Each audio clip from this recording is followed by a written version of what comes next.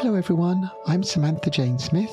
And I'm Jacob Keynes, and you are listening to the Classical Queer Podcast.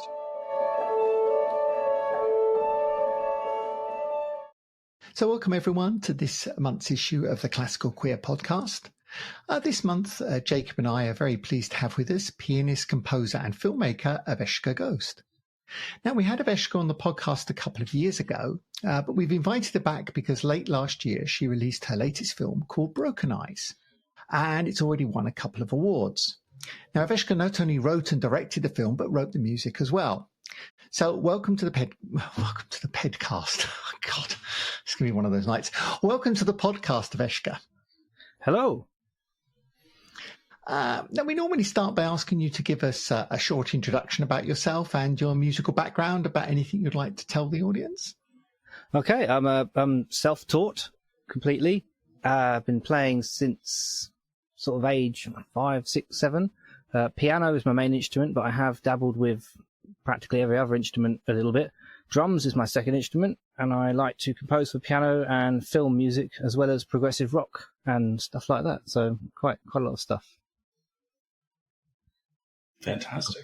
When you say self-taught and you started when you were 5, 6, 7, roughly, did you have a keyboard at home, like a electric piano or a upright acoustic? What did you start on? When I was about 5, I was bought a Casio keyboard, and the first button I pressed was a demo button, and it went do-do-do-do-do-do-do, and I think it was called Nightbird, and I found it out decades later, and there's a video of me really young miming to it. And when I watched that video, I think, wow, I was very accurate for somebody who couldn't play. And then a few years later, my parents got me a clavinova because I needed the weighted keys. I needed the oomph. Mm-hmm. And because I wanted to play more piano than keyboard. And it was inspired by school piano, an upright piano. Mm-hmm. Now, I mean, we've talked once before about this, I know, but it always amazes me because you don't actually read music in the traditional sense of the word, and you kind of play with what comes into your mind and what your hands tell you to do, if I put it in the right way. Could you just explain that a little bit? Because it's so different for a lot of people. So could you just say a little bit about that for us? Well, I can go into a little bit more depth. I mean, when I was a baby or so, I didn't speak for a long time, and people got worried. And my brother, who is about 2 years older than me, spoke for me and said what I wanted and if I wanted to be, and knew everything that I wanted. And I think I may have learned music before English in a way. Wow. Because I find it easier to communicate what I'm feeling in a way that cannot be translated to English sometimes. And I am actually currently doing videos and trying to do talks explaining every note's word and emotion. So yeah, that's pretty much it. First language. Wow. Yeah, go on, Jacob. I have so many questions about that. When you hear it in your head, and it's your first language, and it's your not to put words in your mouth, but your most immediate language, as in like music is the most expressive for you. Maybe is that fair to say? It's hard to put into words literally, because words communicate certain things, but music, it creates almost an ambience and a mood about a bit like a photograph. You ever see a photograph of something and think, wow, that is epic, and your imagination just imagines this epic person in this epic photograph, and all the wind blowing, it's all just held still with the hair just freeze frame, and it has a certain power that motion picture doesn't actually quite have, because you can't put your finger on it. Music is a little bit like that. It's the ambience and the mood of everything, and it all does come down to relationships and past, present, and extreme emotions, from absolute despair and death and birth and love, and all these extremities that are very hard to articulate into words. Yeah.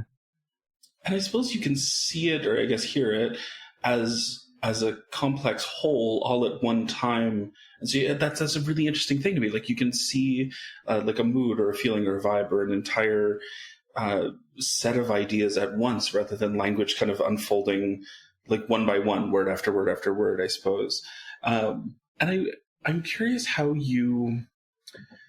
I mean, I'm sure you have. Maybe you don't, but maybe you have different ideas now as a composer than maybe when you were first starting. But when you were first starting, how did you relate pitch to an idea? It's interesting you say that. I'm going back to ideas that I wrote. When I say wrote, I don't mean literally. That I recorded or remembered when I was extremely young, and I'm actually in the process of dissecting things when I was, less than 10 years old, and saying, actually, that was something that was so primal, but I wouldn't put it in a film now. Now I'm like, actually, I would go back to that. So I have evolved because culture, obviously, and society, unfortunately, finds a way in as you grow up. Some of it's good, some of it's bad. So I've got a bigger bag of tricks, I guess. But the raw, I never had, I didn't have the internet, obviously, and didn't have anybody to compare to. And I think that was the best actual thing that could have ever happened to me, was that I didn't have anybody as a rival that I was trying to beat. All I had was CDs, Michael Jackson, Bad Album, first CD, and Naxos Classical CDs. Night Music 6 Sampler 1, those 2 CDs that was all I had. And everything came from there originally. And it's only when I watched movies where Star Wars and all that, Dancing with Wolves, where other things started to come in and more ideas there. So I've got a bigger arsenal now, and I'm kind of more versatile, but I don't want to be too versatile. I want to be true to myself, which is, quite ironic. But if I try to be something I'm not, I'll probably make okay music, but it won't be anything special. I won't consider it to be special. So I like to stick with what I know and evolve on that. So yeah, I have changed, but I haven't changed, if that makes sense. No, that makes perfect sense. It's really interesting. I sometimes will do like adjudications for music festivals, which I don't love doing, but it's they pay really well, and so sometimes I'll do them. But you sit in a room and you have 30 10-year-olds come through, and they have a list of 10 pieces that they could choose from to play, and of the 30, probably 20 of them play the same one. And it's mind-numbingly boring, like mind-numbingly unoriginal, because how much interpretation can you possibly have of the same possible piece at 10 years old and whatever? And it's so fascinating to hear that your musical beginning was such a like what did you say, Naxos and Michael Jackson? like that's such a wonderful but narrow amount of input, and so it is wholly original. It is like entirely your sound. I'm fascinated by that. That's great. Are these kids? Is it the piano or is it various instruments? Various instruments, but the piano tends to be the worst for repetition. Is it Chopin Fantasy? Is one of them. Yeah, classic. Yeah. So I've got an idea about that, because I've been hanging around these piano chat rooms, and I won't go too negative as I'm Captain Negative, but I haven't got on with 40 of the servers, because these people are too young. They know everything. They're just so arrogant. So I found one lovely place, which is older people, and a variety of skills, but they're really, really lovely. I can't remember what I was going to say. Yeah. And all these kids, they come into the chat room, and I've actually got to a point where when they've got an attitude, I get a little bit sarky, and I just say, let me guess, it's Chopin Fantasy, and it's Chopin 10-1 and Chopin 25-11, whatever, and that one by that guy in E. And they're like, how did you know that? And I just said, you've got a white cat for an icon. That's what you're going to play. And it's right 90% of the time. And I think it is because they've had the opposite of me. They've absolutely bombarded with social media, mobile phones, smartphones. And they've got rivals, and they come in, and these guys, and I say, you want to learn this piece to impress a girl at school, don't you? And they say, yeah, how did you know that? And I said, because the last guy wanted to do it. And I try to give them advice, because they've been playing for 2 weeks, a lot of them. The people you've described are obviously a lot better. And some of them are really mind-blowingly good, better than me. And because they've got that drive. It's exactly like how BMX and skateboarding is, the tricks they're doing are so much more advanced because they've got people like Tony Hawk to look up to and to build on top of that. And that's how sport and that's how music. So yeah, young pianists are getting better, but they don't have the mileage and they're not very good at composing because they follow a system that they've Googled. And they have that is it. Cadences and where am I allowed to go? And I have in my little tutorials that nobody watches, I say, trust your ears and just throw all that out the window. Find something, and if you like the sound of it, that's what you've got to do. That is as simple as that. And they never listen to me. So yeah, that's why they play the same pieces, I reckon. And I think that's kind of a theme we've had quite a bit of here in the past and other people's things, is how a lot of, I guess we're going to probably come back to the queer part of this, is that a lot of queer people actually break the sort of traditional sort of way of doing things. And I think this is a really good example of it. But let me ask you another question, Eveshka, because the other bit that always fascinates me is that when we've talked about this before, and we won't hark on about it too long, is that you told me about how your sort of like your hands sort of automatically go to the next, you know, where you want to go to next when you play a piece, but it's a piece that's coming out live, as it were. Yeah. Oh, yeah, I think I vaguely remember that. Well, I mean, it hasn't changed, so I'll probably be able to say it almost word for word. There are two methods. So we're talking probably about improvising now. Real time, real time composing, like literally on the split second. So the two approaches is, number one, I hear it in my head and I try to get it out. And you're always bottlenecked by skill. I'm not the best pianist. I'm not that, you know, I know I'm good at certain things, but, you know, I'm not the fastest. I'm not that. And then method number two is you let your hands find a shape, and you don't really know what it's going to sound like. All you know is that though that shape felt good before, or that you know it wasn't the shape that went bad, and you almost stab a chord with this. I'm holding my hand out with this funny position. You literally just randomly just poke it, and you put the bass line in octaves usually or something inserted in between these notes, and you just try something that you know is probably going to work. And that's really risky, but that's when you don't know what's going to happen next. And then that will happen, and it might be good, it might be bad. And then you have to deal with it. And usually I'll go back to going, right, in my mind, I reckon I can get out of this by going there, there, and there. So it's a combination, and that keeps it spicy. That keeps the relationship spicy. It sort of, as opposed to always, because I've got a constant stream in my head of original orchestral music that I could do 24/7, but getting that out through my hands is limited by my skill to find those notes quick enough before that idea is gone. So if you're out of ideas, yeah, the hands can try things instead, because there are only so many chords in a way. And you know that if you have, say, 3 semitones smeared together in a cluster, it's not going to sound nice unless it's like unless it's a French horn, horrible thing that you're trying to do. You know where the the intervals and the spacing between notes. And I think I'm almost on to finding the master pattern of why the musical notes are spaced in that way. So by that logic and that instinct, which is incredibly instinct because I don't know what I'm actually pressing half the time, hopefully more times out of 50% that it will be okay, as opposed to an absolute disaster. It's a combination, though, usually.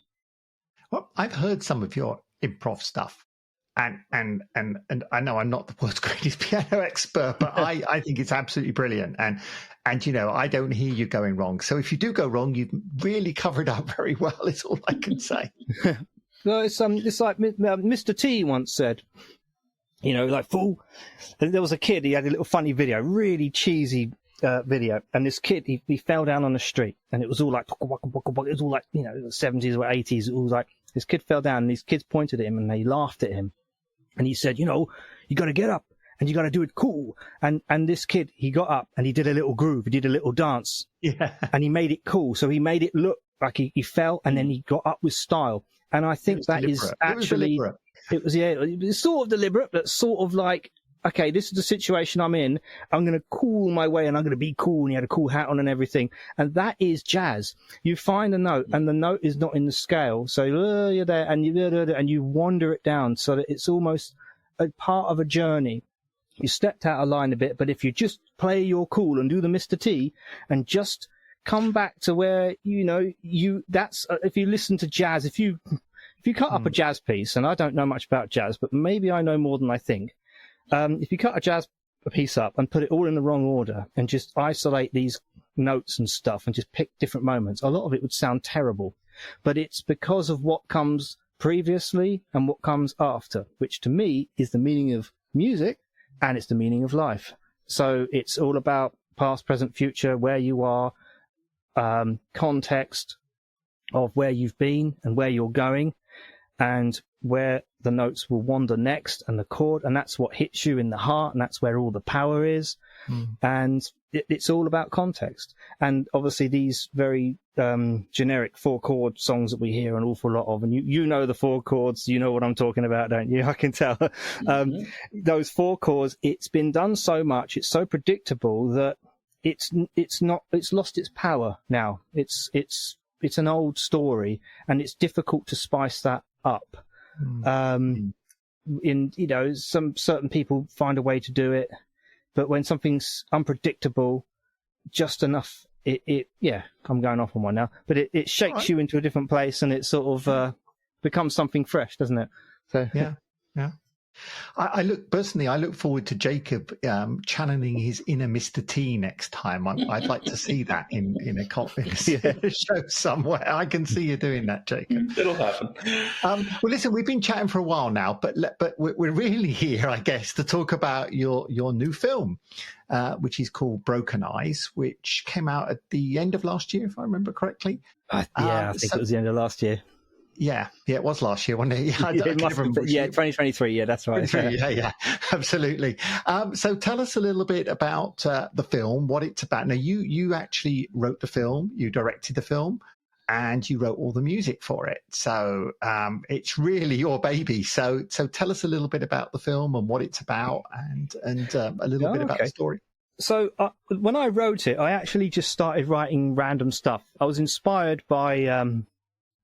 I was in Reigate Priory, and there's my dad told me he saw a headless ghost there once, and there was mist and fog, and I just imagined it that way, and I started to write, and this film ended up nothing like what was in my head, just like those photograph things I was talking about earlier. It's just a mood and ambience, and there's ghosts, there's several ghosts, and they all need to be satisfied. They don't know why they're there, and they need to remember, and they need help. And the film is about a blind woman. She lost her sight. She was a nurse. She can speak to ghosts. She can close her eyes, and she can somehow go into this black and white section of the film, in and out. And she can communicate with these ghosts that nobody else can see or hear. And then if you put your hand on her shoulder or you spook her, she'll jump out of it and she'll come back to reality, and then she'll be blind again, and all the birds will start singing, and it's all harsh, and that's the reality comes back.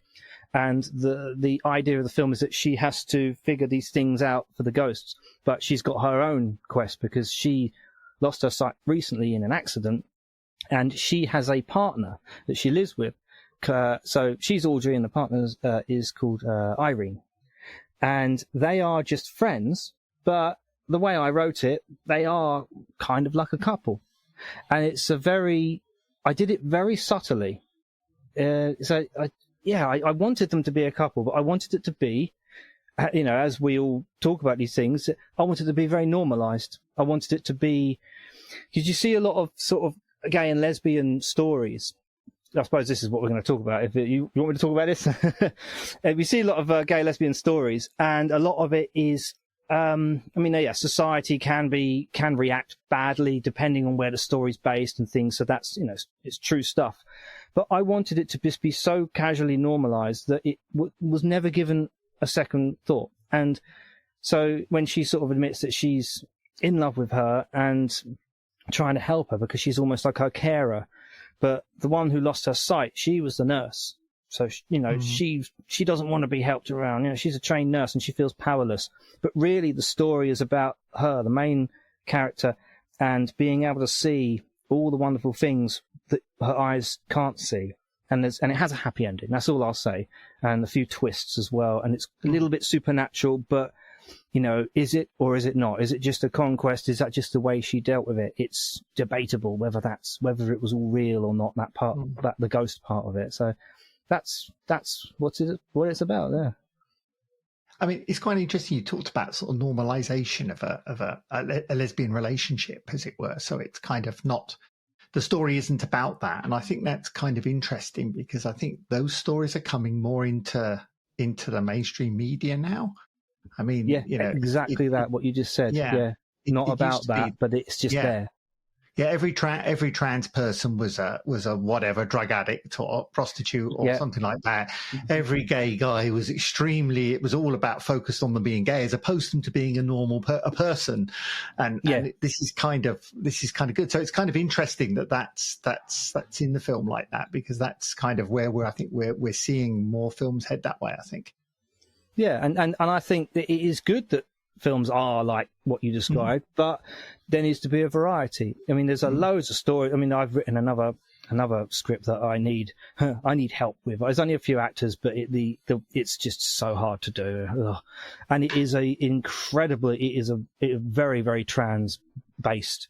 It is about pronouns, and it is about just being called by that preferred name. And it is dark and magical and very, very sad and very metaphorical. And that focus is there, but it's underlined and it's ignored by the people when it shouldn't be ignored. And I'd like to work on that at some point. I wrote it a long time ago, but with Broken Eyes, it's there. And I was so happy because I thought, I premiered it in my hometown, and I don't think anybody walked out of it. And there's always 4 people that walk out of my premieres. There's always somebody there, and they're always like, "Oh, okay, I've got to go to bed." Yeah, it's like, no, not for me. And this one was actually a lot better. So nobody was annoyed at that, which is nice. Not that it would have mattered because they were vastly outnumbered, but and these people, want of a better word, these were regular people. The majority, were just regular people in my town, not the most open-minded town, quite plain and quite, what's this then, but they enjoyed it for what it was. And I feel, maybe politically is probably not the right word, I feel like I want to tell these stories with this subtleness to try and make people that maybe are a little bit bigoted, a little bit on the edge, make them realize, okay, this is cool. I can relate to this story now, and just open the door to them in a more peaceful way. Because at the end of the day, I just want everybody to get on, and we're all fighting our battles. And I think by having that quite subtle, sometimes it caters to a bigger audience, and then that helps normalize it more.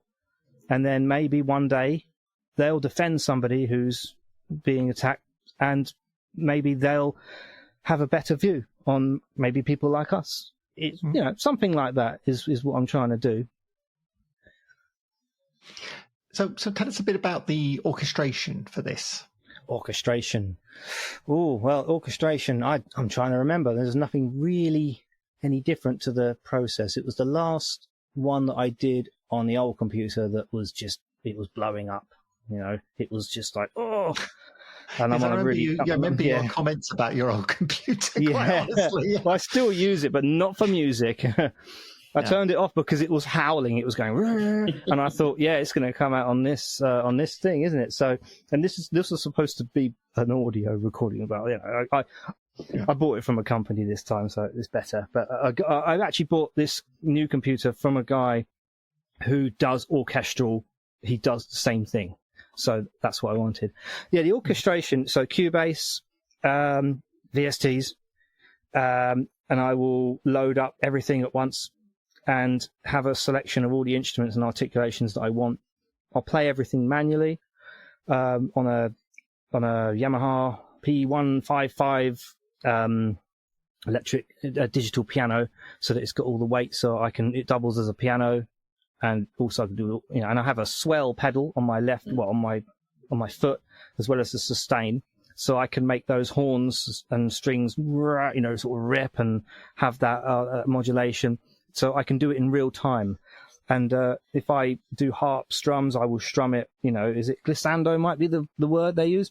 I would strum it on the actual keys, and if I'm not in the right scale, I'll either edit it or I'll transpose piano before doing the strum and figure out what the scale is.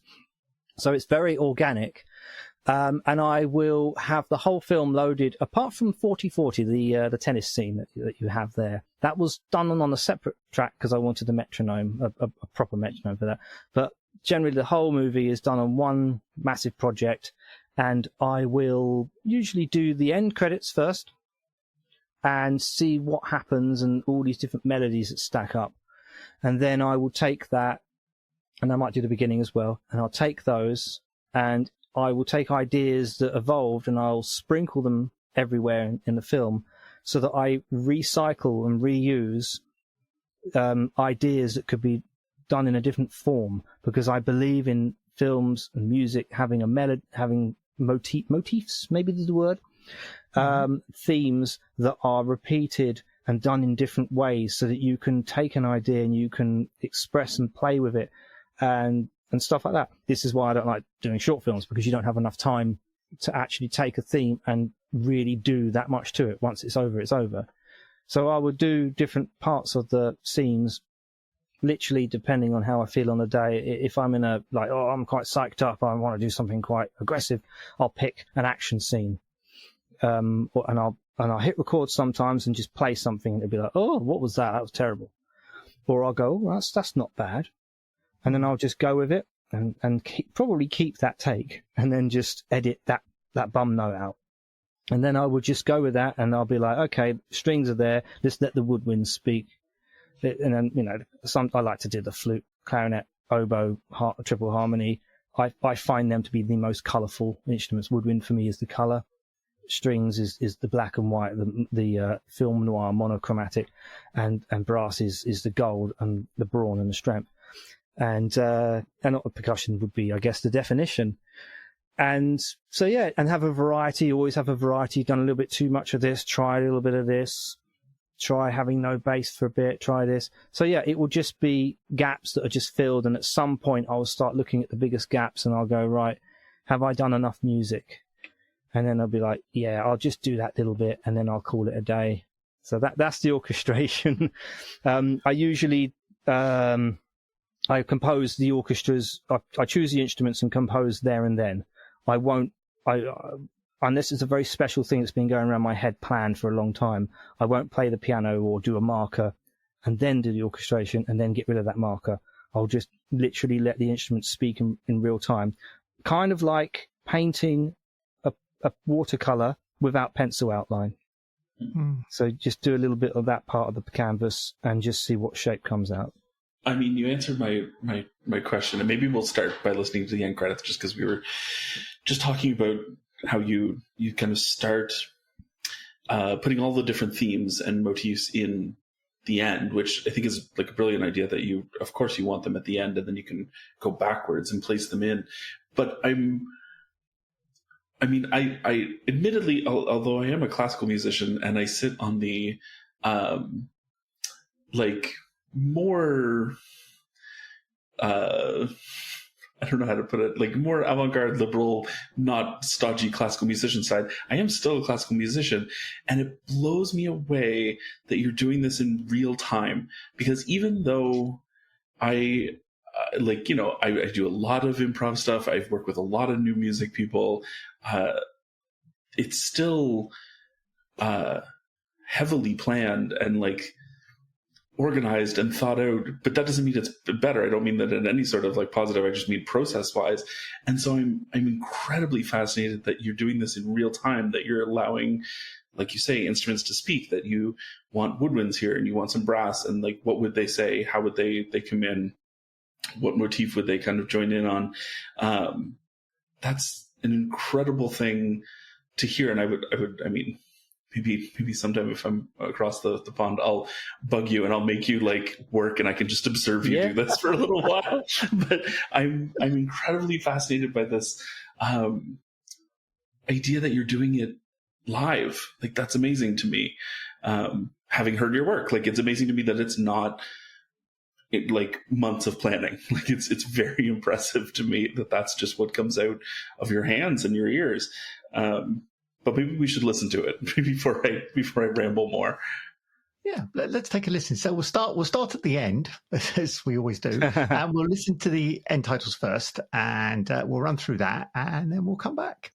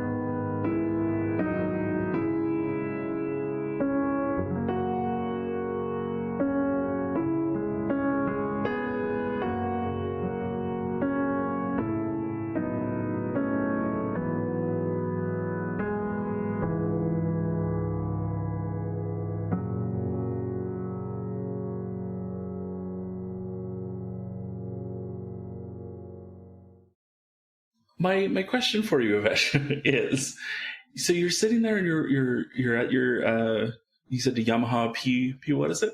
Oh, P155. Yeah, it's just quite a basic stage digital piano. Yeah. So you're sitting and you're listening, and to go back to something you said a while ago about like the bottleneck of like what you maybe want to hear and play versus like technique and skill, which I think every musician has.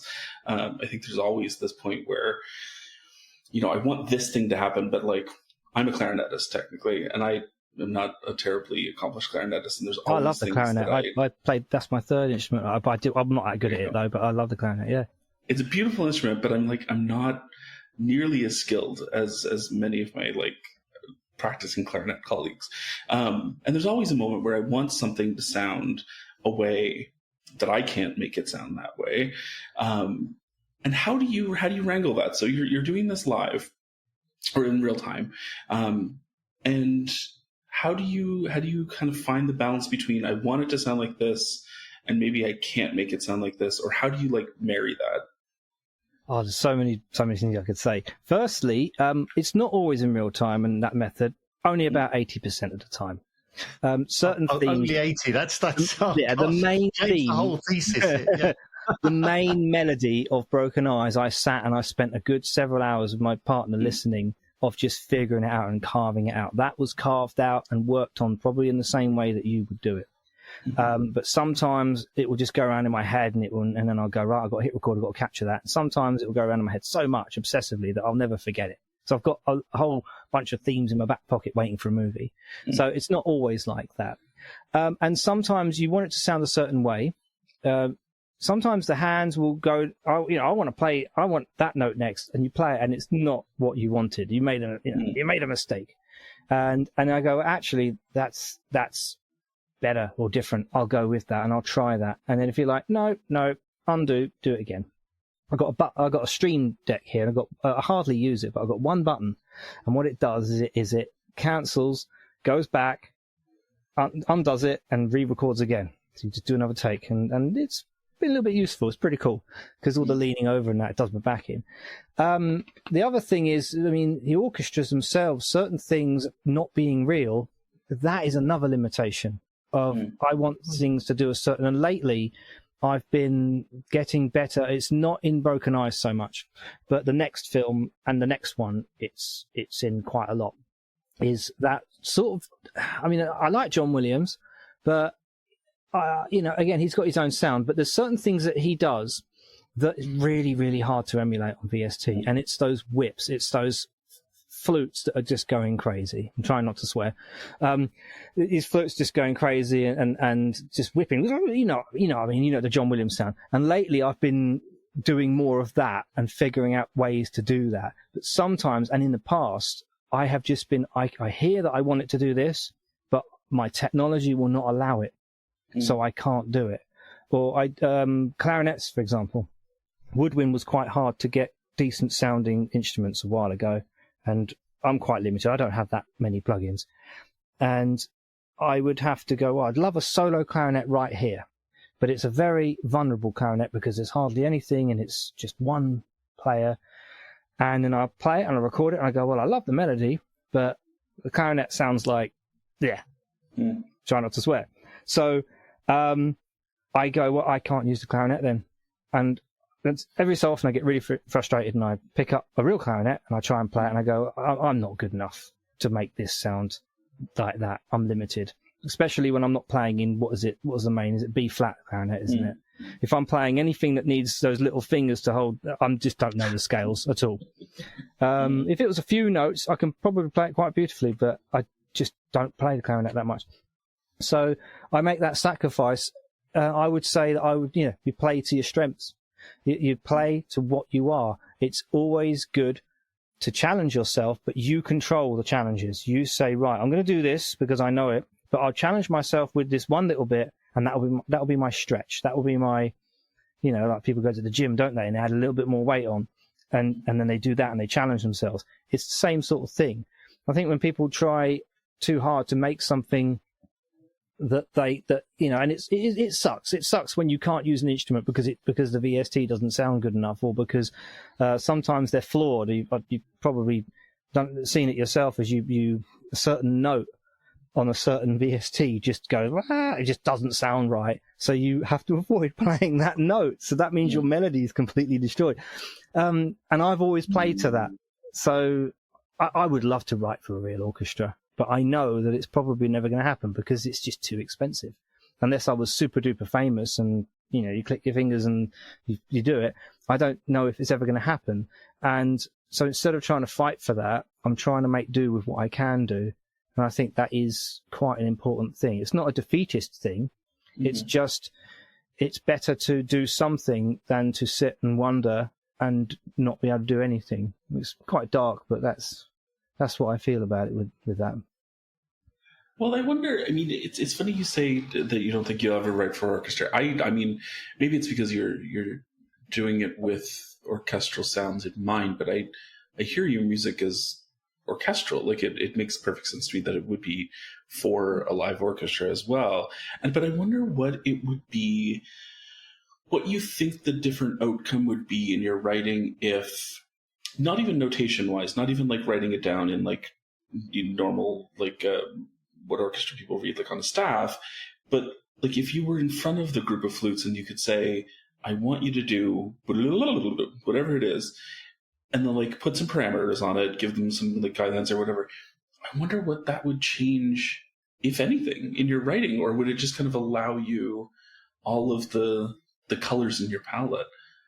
It's interesting because that's because I've got a better woodwinds now, and woodwinds is actually the key to almost everything, because woodwinds is the thing that everybody neglects now. Everything is about things going chasing with guns, just looping guns, brass, Hans Zimmer, brass, loops, kettle brass. People just completely neglect the Watership Down woodwind, beautiful. And John Williams does not neglect it; he uses it, and so I try to do that. And that's the hardest thing. I can't remember the question. I'm sorry. I wonder what difference would happen if you had. Yeah. So I would make things more subtle. I wouldn't layer as many instruments to make up for the fact that some of them sound a bit crap. That's what I would do. So and I think a lot of people, when something doesn't sound right, they just go, add more stuff, add choirs, add French horns, keep adding, and then chorus. And hopefully, just keep painting over this watercolor. And when you paint a watercolor too much, you poke at it, it isn't a watercolor anymore. It's all stodgy, and you're supposed to have those gaps. So I would be much more subtle and be able to play to the more gentle stuff, because I know, and the legato, and also I think. I reckon those musicians, assuming that they're pretty good musicians, would actually naturally just play it really well with very little direction, because they're all humans, each individual human, and they're used to it, and they probably go, okay, I see what you're doing with this.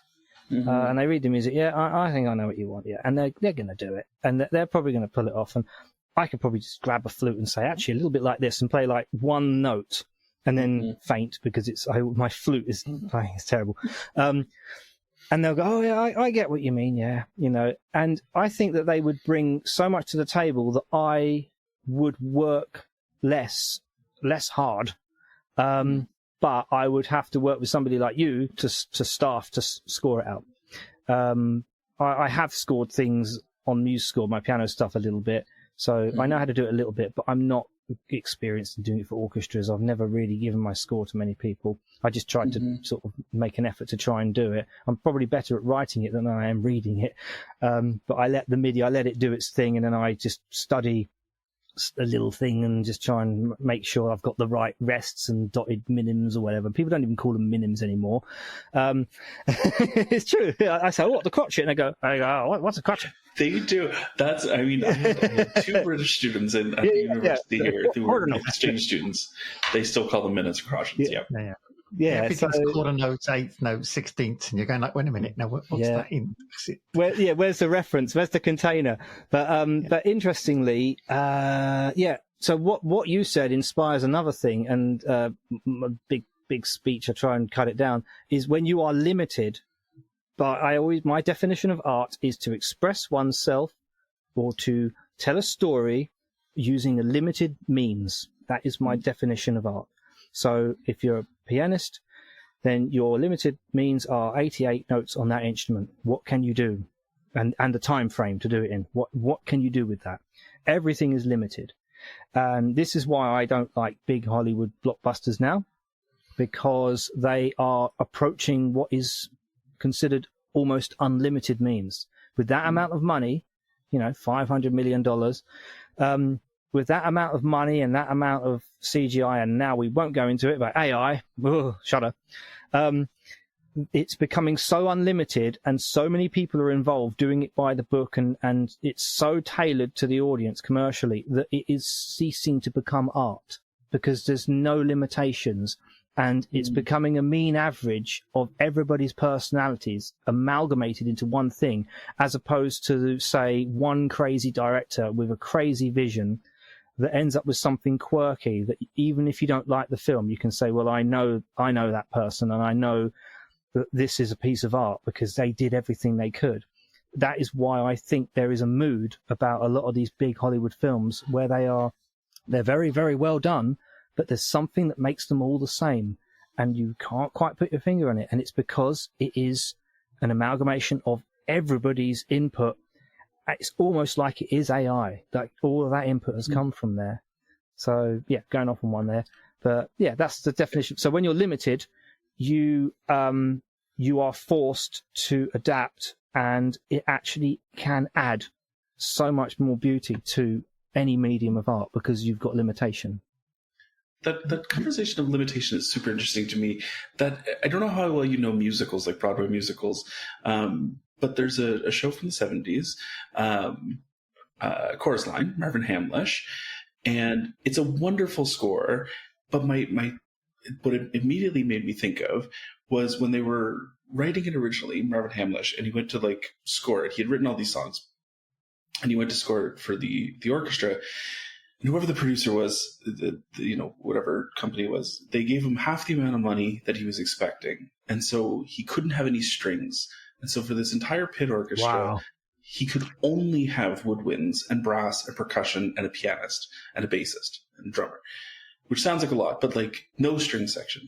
And so he had to write all of these orchestrations without strings. And it's a beautiful score because you have all of these people trying to be strings because they couldn't afford strings. They couldn't afford to have the string section. And they have all these saxophones doubling on bassoon and clarinet and flute and oboe. It's all in one book because they could only afford one player. So the player had to play 5 instruments. And he's trying to sound like a string as much as possible. But you're right. I mean, without that limitation, that score would have been this big, lush string orchestra 70s thing, but it's not, because he had these intense budget limitations, and what came out was a really different score. And they never knew they could do it because they never had a reason to try it. They thought, well, I didn't know the bassoon could go with that and the cor anglais, or the English horn, I think, and do that in the middle and that on the bass, and I didn't know I could make it go, with the mouth going blah blah blah or something, some effect to try and maybe do tremolo on the strings. I'm trying to think, maybe they're trying to emulate stuff like that. That's really cool, actually. You should let me know what that later on. Write that down and I'll check that out. You have to see Chorus Line. You have to see Chorus Line. I don't know. I don't dislike musicals. They're quite long-winded. I know Chitty Chitty Bang Bang very well. My partner loves musicals. But I have always thought about writing one. But again, I always think that it would be very hard to pull off with actors and the bigness, everything being so big. Right. But if somebody came to me and said, you know what, I can do this, this, and this, I'll go, okay, I'll write it then. I would do it. So we've had a few people on the podcast actually who've written musicals with very small companies. I mean, and we had the group of 3 doing the musical. Remember that, the 3 Swedish people doing a whole musical with 3 people and a very small orchestra. And we had another one that do. I've forgotten the person's name now who did the very comedic ones about the fish farming.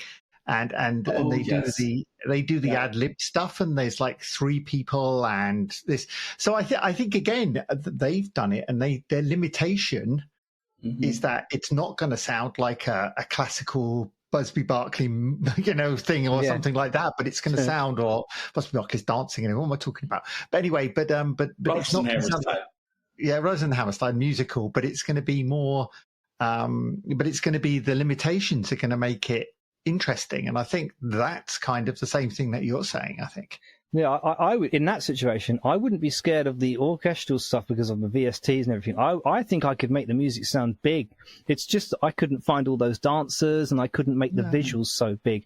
But so I'd have to. But then, if you've only got 3 people, maybe the music doesn't have to be so big. Yeah, well, there you go. I mean, some of the best things that my light's just all gone out. Some of the best things if you look at old films and some of the smaller company sort of things you see are really good with just a few people and a few instruments and 1 or 2 dancers or 1 or 2 singers. So I think again, it's how you use your restriction. It's on the list of ideas to try and do one day, maybe. Oh, the musical's next, then, Eveshka. The musical's I've got a few songs already, ideas, but they're pretty wacky. Let's go back to the film and hear another piece. So this is called 4040. Just want to introduce what this is about? So 2 ghosts. One of them's an obsessive tennis player who wants to play a match and win because he never got to win. And the other guy is sort of a posh, well-dressed man. And Audrey, the woman who helps the ghost, gets the 2 together to play a match. And one of them's really competitive and one of them's just having a great time. And it's a very wacky waltz with these 2 ghosts playing this epic black and white tennis match. That's pretty much it. Let's take a listen.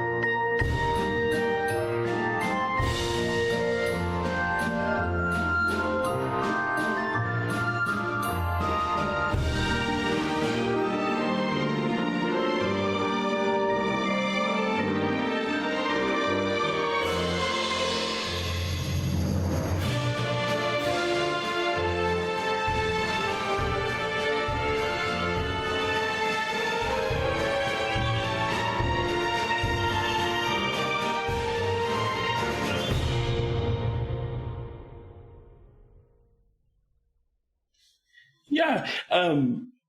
It's again really interesting to me how much character and personality you get from your music, and maybe that's because it's so immediate. Like there's very little filter in the sense of like you're playing from like ear to finger to instrument, like it just kind of goes. And so characterization is really strong, and like the feeling of the music is directly related to what you're seeing is so present. And I wonder how much of that you're thinking about as you're writing it. Are you like watching and hearing? Are you hearing and then watching? Which I have a monitor on, exactly where your faces are now, and I hit record and I watch the film.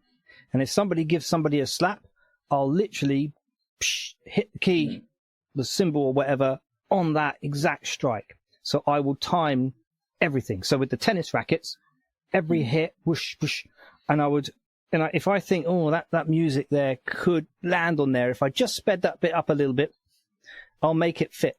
So I try to make the music actually integrated and fused into the movie, as opposed to just sort of slapping a piece of music over a scene and hoping that it just fits, which can work, but I like to tailor it to the exact, like a musical, exactly like a musical, so that every hit, every dance move, everybody does a jump. You know, the harp might strum up, somebody lands on their feet, it might go down, boom.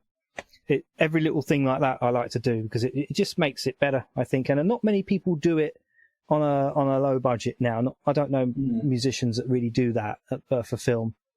So yeah, it's all real time. You hit it, and if somebody's like crying or somebody turns their head in a way and they look at some epic horizon and goes into their eyes, I will my foot, the pedal will start to swell and start to rise, and these strings and these chords, and then I'll and my thumb, if I see somebody have doubt in their face and melancholy, my thumb in the middle of a chord might sink down a few notes.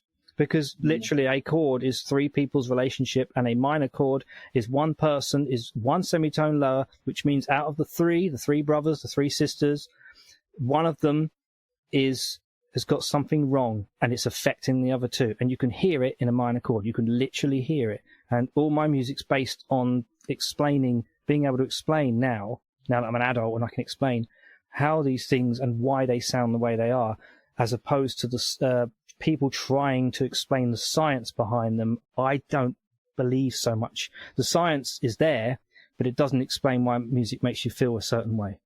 When you wrote the script for Broken Eyes, did you have the concept of the music in your mind at the time, or did that come after? No, it came after. I actually wrote it, and then I put it on the shelf, and then I met my partner Caroline, and then I let her read it, and she said, "What's this?" And I said, "Oh, it's too many people in it. We'll never be able to do it." And she said, "Well, actually, I know a bunch of actors in Forest Row that are this age group and will be very wacky, very theatrical." And I said to her, "If you can get them, you can do the casting, and you can make them show up, I'll do everything else. I'll make it." And that's what we did. And so that's how she sort of became the producer. So yeah, I hadn't had the theme then, but usually if I'm starting to cast something, or if I know that it's got the green light, or even before, in fact, I mean, I've got the melodies ready that I can't make these films. The one I talked about earlier, I've already got huge, great themes for it. But I can't, it's frustrating. I can't do anything with them, because until I make the film, unless I give it to another film, which feels wrong.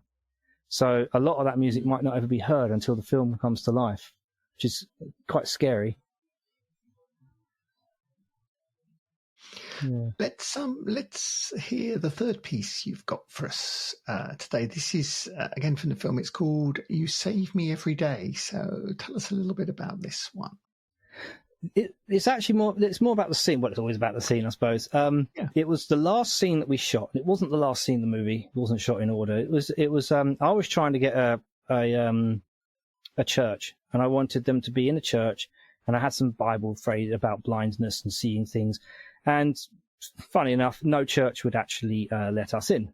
A lot of them said, "Oh, we don't like the content of the script. We don't support it, whatever." So I said, "Okay, fine, whatever." So I said, "Well, we haven't got a church, so there's this lovely abandoned Hammerwood church, actually, that's sort of half abandoned. You can just pull up there on the side of the road, and there's nobody there. Beautiful graveyard." And I said, "Let's just make it so that I'll rewrite it, and they'll walk around." And they will listen at the door at the end, and that's when the scene will end. And I wrote this scene, and it was only a minute or two long, and I always thought it was the best scene I've ever shot because it used the perfect angles, it cut the right amount, and the music just swelled at the end as the camera went up. And I always when we got there, it was not overcast. The sun was setting. So I said, "Right, everybody, we've got like no time at all. The moment that sun goes to the horizon, this is golden hour, which is photographer's dream, but also nightmare." And we managed to get that, and that's when we celebrated with the wine.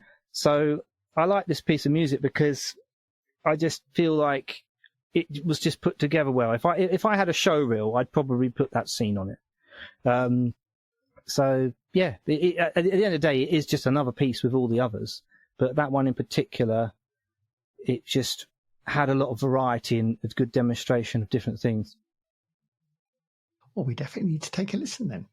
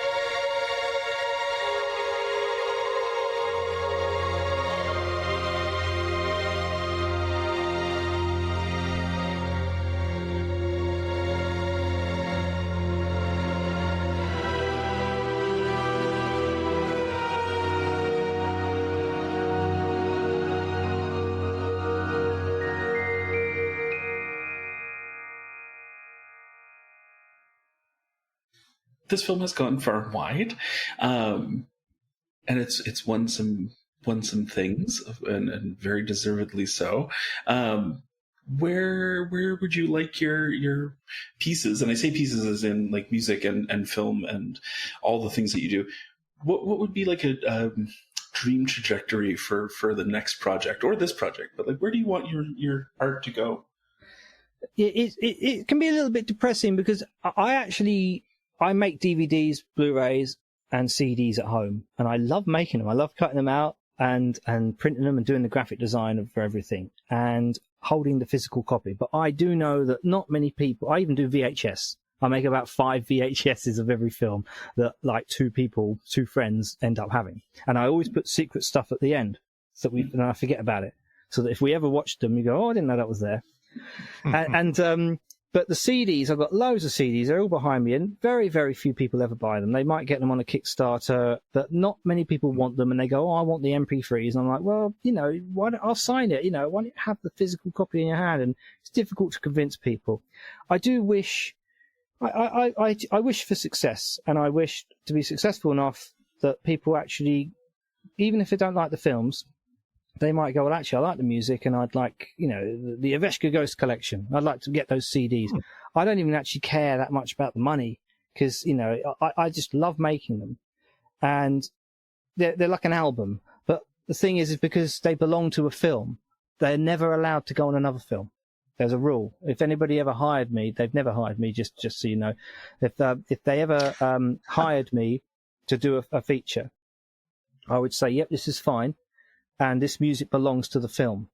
I'm allowed to sell it. I can do anything I want, but it always belongs to the film. If I sell it, it will be called the film, and it will have the film on the front cover. It's like Dances with Wolves, the original motion picture soundtrack. It will always be that way. I will never recycle it because that's what it's for."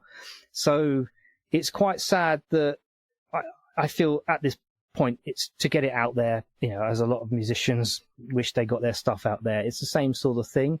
But hopefully, somebody will pick up on it, even if they don't like the movies as much, and there'll be something there for it. Future projects, there's so many in the can. There's so many ideas. I've got an idea of another time machine one next. And it's only got 3 people, a bit like that musical idea. They have a time machine, and they inherited it, and they've got to try and do experiments, but it's much more realistic. It's they don't go crazy with it. They try little tiny things, and it's incredibly scientific. But I've got the theme for that. I like the idea of realistic time travel. It's kind of realistic. Yeah. They go back and they try and change stuff, and then they check it, and nothing's changed, and then they end up saying, "Well, is it changed, or have we just created another universe every time we use it?" And then there's a huge twist at the end. And I've already got the theme for that, very basic. And it's like, you set different parameters. Maybe it'll have a bit more synthesizers in that. I'm doing something at the moment that's got a hybrid of synthesizers. In fact, I've got analog ones here. I've got this, I think it's like Russian synthesizer, Vermona. I've got a Gen SX1000 and a Korg, an really old Korg, one of the first, I think, my friend lent me. So those are limitations for this. My friend, he made a funny alien space comedy thing. So I'm doing action adventure, and I'm using those synths with the orchestras to go wow, wow, wow, wacky sounds. And it's so funny because, you hold a key and then you can twist all the things, and it goes, wow, wow, wow, wow, wow, wow, it does all this funny stuff. So that's quite refreshing. But when that's done, I'll move that. Yeah, I thought there'd be something like that there. Yeah. When that's done, I'll tidy up and I'll move on and do something different. So, but yeah, just tick the boxes, finish the projects, and then try and. Answering the question earlier a bit more, I'd like to work with other people more.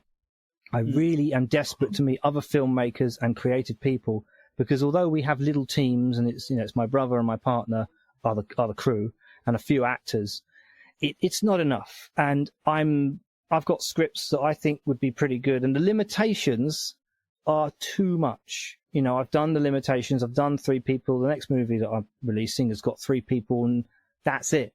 And the music for that I think is better than Broken Eyes, and that's got more the delicate things. Those little. When you play a violin right near the chin by the bridge, and it makes this whispering, haunting sound. It's got stuff like that because I can play with the articulations more. A bit like, as you said, with of having a real orchestra in front of me. It's more closer to that.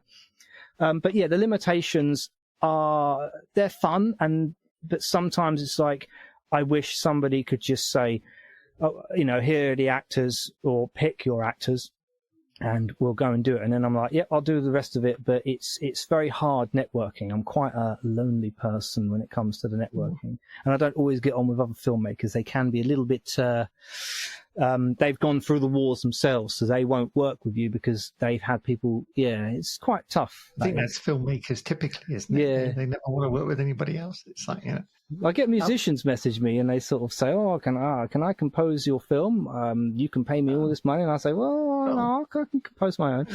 Yeah. Well, listen, we wish you all the best, Eveshka, and good luck with the next things coming out. And thank you for talking to us today. And we'll hopefully have you back in the future when you've got your blockbuster musical out. Yeah. Oh, yeah. Well.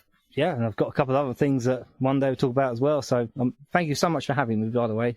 So I really appreciate that.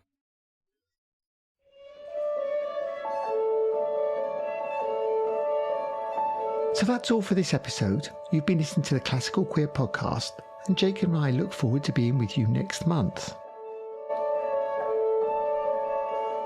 The incidental music is courtesy of Jared Miller, and the show was produced by Samantha Jane.